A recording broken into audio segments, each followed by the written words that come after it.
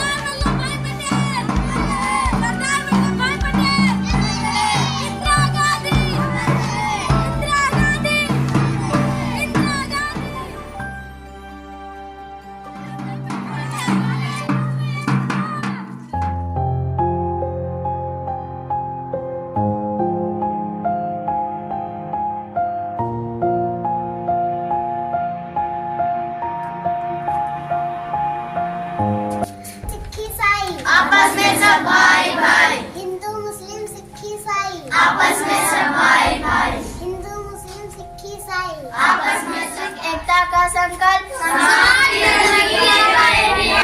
एकता का संकल्प साथ रहने